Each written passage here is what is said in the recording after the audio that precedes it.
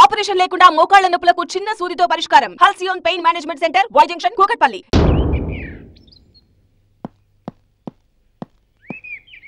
నెహ్రూ ఉన్నాడా? నెహ్రూ గారు ఉన్నారు. నేను వచ్చానని చెప్పు. వెల్కమ్ మిస్టర్ చక్రవర్తి.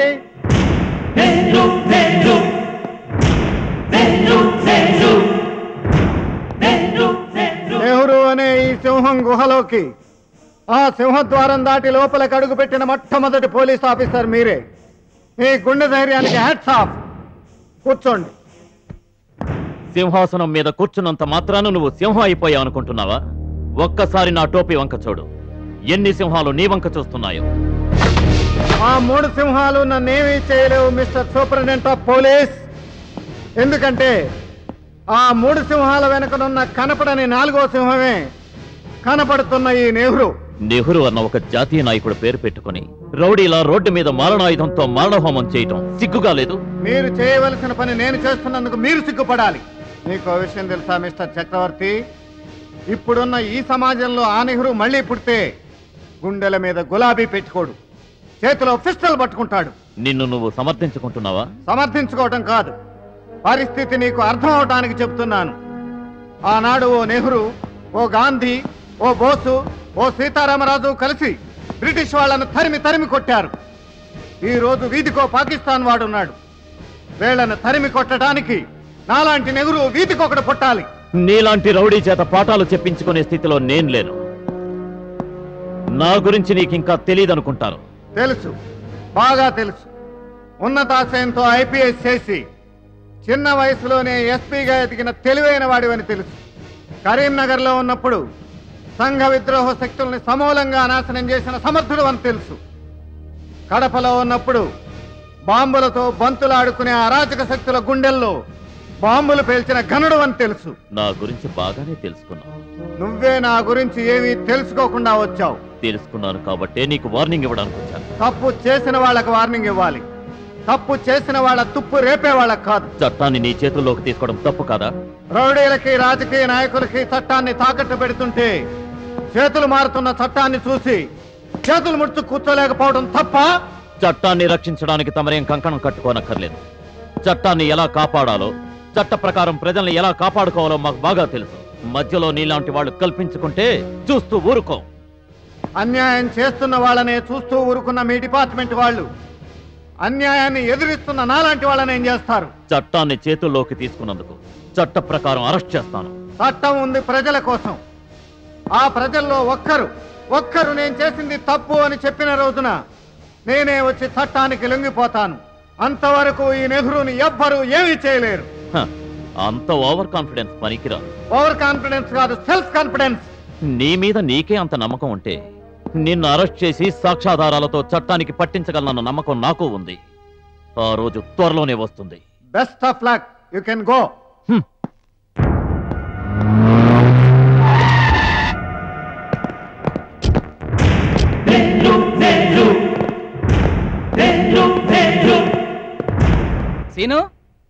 సీను సార్, నేను బ్యాంక్ వెళ్ళి డిపాజిట్ చేసి వస్తాను. ప్రొపరేటర్ గారు వస్తే హాఫ్ అన్ అవర్లో వస్తానని చెప్పు. అలాగే. ఎవరు నువ్వు? నెహ్రూ. ఎందుకు వచ్చారు? హడావిడిగా పెడుతున్న నిన్ను అరగంట ఆపుదామని. అరగంట? ఏమిటా షాకు? ఐఎస్ఐ వాళ్ళు ఇచ్చే డబ్బు కాశపడి 10 మందికి సర్వ్ చేసే ఈ పెట్రోల్ బంకులో బాంబు పెట్టి నీ ప్రాణాలు కాపాడుకోవడానికి నువ్వు పారిపోతున్నావన్న విషయం నాకెలా తెలిసిందని ఆశ్చర్యపోతున్నావా? నీకు 2 నిమిషాలు టైం ఇస్తున్నాను. బాంబు ఎక్కడ పెట్టావో చెప్పు. నన్ను చంపొచ్చు సార్. ఆ బాంబు ఎక్కడ ఉందో నేను చెప్తాను సార్. ఆ పాకిస్తాన్ ఏజెంట్ ఆజాద్ గోరి పెట్టమన్నాడు సార్.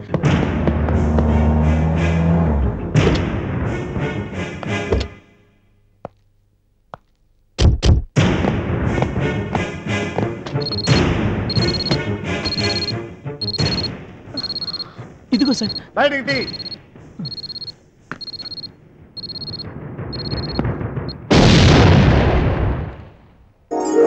హిందుస్థాన్ అంటూ చేయెత్తి గర్వంగా చెప్పుకోవలసింది పోయి పాకిస్తాన్కి అమ్ముడుపోయిన నీలాంటి వాడు తల్లి పాలు తాగి రొమ్ము గుద్దేవాడి కంటే నీచుడు. దేశభక్తి లేనివాడినైనా క్షమించవచ్చేమో కానీ దేశద్రోహిని మాత్రం క్షమించకూడదు. సతీష్ సార్, వీడిని తీసుకెళ్లి పోలీస్ కమిషనర్ గారికి అప్పగించు. Okay sir. Nehru,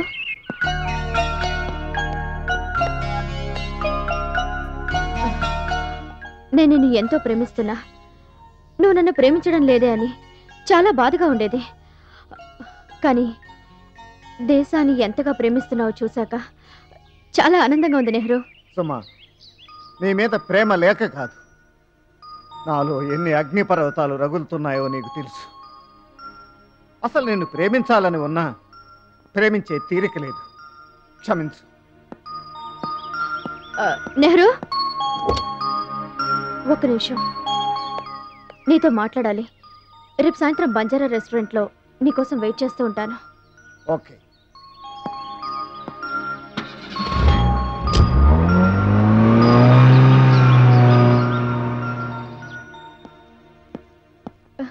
hi Nehru. Hi.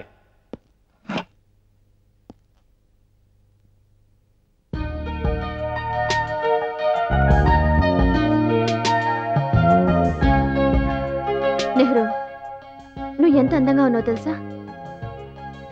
ఇంత అందంగా ఎలా పుట్టావు? ఈ ప్రపంచంలో అందానికి నిర్వచనం నువ్వే. ఆ గ్లామర్ రహస్యం నాకు చెప్పవా? నన్ను పుట్టించిన బ్రహ్మనుడు. నీలాంటి డేరింగ్ అండ్ డాషింగ్ హీరో దొరకటం నిజంగా నా అదృష్టం. గుండాల గుండెలో సింహస్వప్నంలో తిరిగే నువ్వు అందమైన అమ్మాయి గుండెలో గుబులు రేపుతావు అనుకోలేదు. గన్ను పట్టుకోవాల్సిన ఈ చెయ్యి గులాబీ పట్టుకుంటే ఎంత మధురంగా ఉందో తెలుసా? I'm lucky Nehru, I'm very lucky. Thank you Suma. I love you. I love you too Nehru. I love you. I love you. I love you.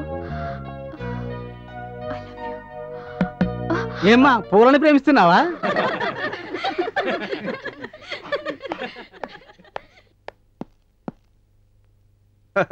Congratulations Mister చక్రవర్తి.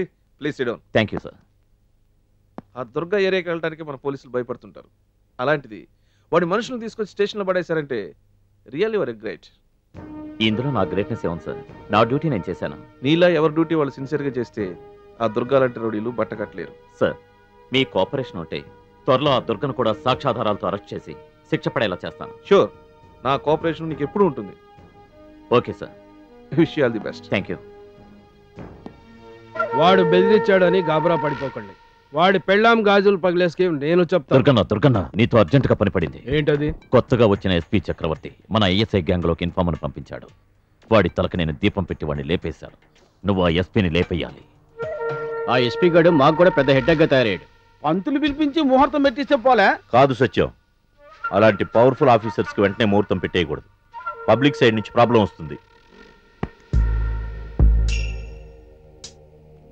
అయితే బ్యాడ్ టైం చూసి వాడికి ముహూర్తం పెట్టాలి.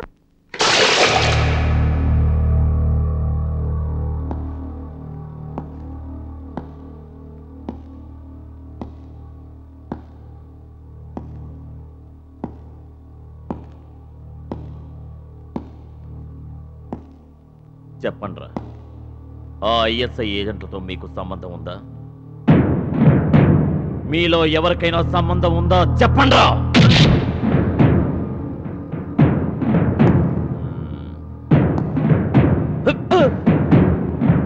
సినిమా హాల్లో బాంబ్ బ్లాస్ట్ చేసింది ఎవర్రా? తెలీదు సార్. తెలీదు. తెలీదా? తెలీదా?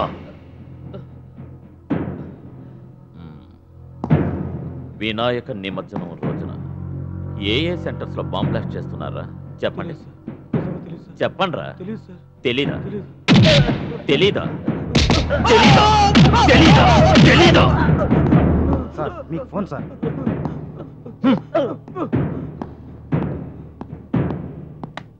హలో, నేను ఐజీని మాట్లాడుతున్నాను. ఆ రౌడీలు నేను చేశాను. వాళ్ళ చేత నిజం చెప్పిస్తున్నాను సార్. వాళ్ళ చేత నిజం చెప్పించడం నీ వల్ల కాదు. వాళ్ళని నా దగ్గర పంపించు. మీ దగ్గరికి పంపించడానికి కాదు, నేను కలెక్టర్ దగ్గర పర్మిషన్ తీసుకుంది. అయితే నేను కలెక్టర్ దగ్గర నుంచి పర్మిషన్ తీసుకుంటాను. వాళ్ళని నా కస్టడీలోకి తీసుకుంటాను.